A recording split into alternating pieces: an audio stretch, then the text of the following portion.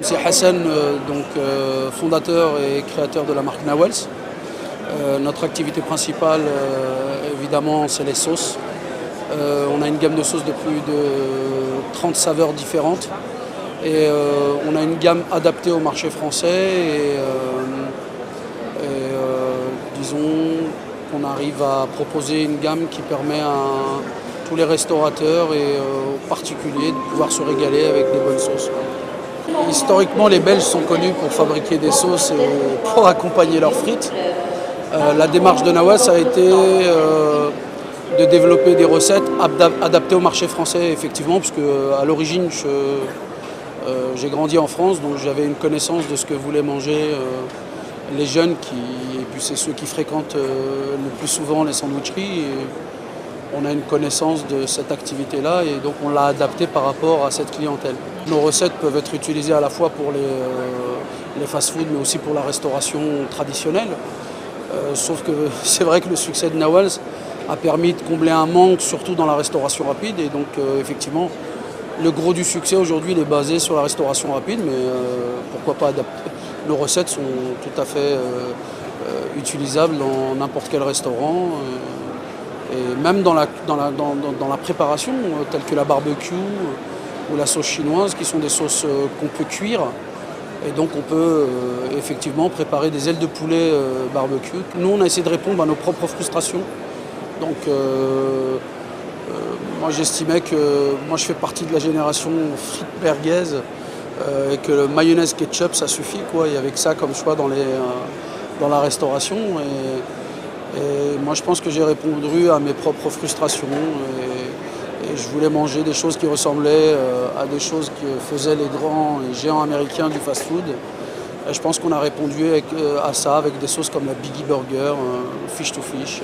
L'une des premières innovations a été de pouvoir produire la sauce du fameux Big, je ne vais pas le nommer, mais qui est vachement connu. Et ça a été l'une des premières. Et bien sûr, il fallait faire aussi la sauce fish. Ça a été la deuxième. Ensuite, on a pensé à développer une sauce au fromage et au cheddar, qui est cuisable, donc qui peut être cuit sur une plaque à snacker. Et après, ça c'est plutôt par rapport à nos origines et surtout par rapport à la région d'où on vient, et donc je viens aussi de la région parisienne. Je voulais rendre hommage à nos jeunes des quartiers qui sont aussi majoritairement les clients de la restauration rapide en banlieue, et on s'est dit qu'il fallait développer une gamme à l'instar de Andalous, Samouraï, aussi rendre hommage à l'Algérie, le Maroc, la Tunisie. Donc c'est nous qui avons lancé les tout premiers, la sauce algérienne, marocaine, tunisienne, voilà. Et donc aujourd'hui, on continue bien sûr à développer, et il y a plein de nouveautés qu'il y aura cette année. Nous avons été les premiers à avoir fait la sauce algérienne sur le marché, je dirais, européen, voire mondial même, puisque le mot Algérie, je ne pense pas qu'un industriel aurait pu ou aurait eu l'idée de mettre le mot Algérie. Je ne pense pas que c'était vendeur de mettre le mot Algérie sur un emballage. Nous, on ne l'a pas vu comme quelque chose où on ne s'est pas dit on va le faire pour vendre aux Algériens, c'est plus facile. Non, on l'a fait vraiment parce que j'ai grandi avec des Algériens, j'ai grandi avec des Marocains, des Tunisiens, des Portugais, tout ce que tu veux. Et je pense que c'était important aussi qu'ils arrivent à se reconnaître, que je veux dire, il n'y a pas de honte. Et pour nous, c'était, je pense, motivant pour les gens de se dire, voilà, on nous reconnaît en tant que consommateurs, c'était important pour nous.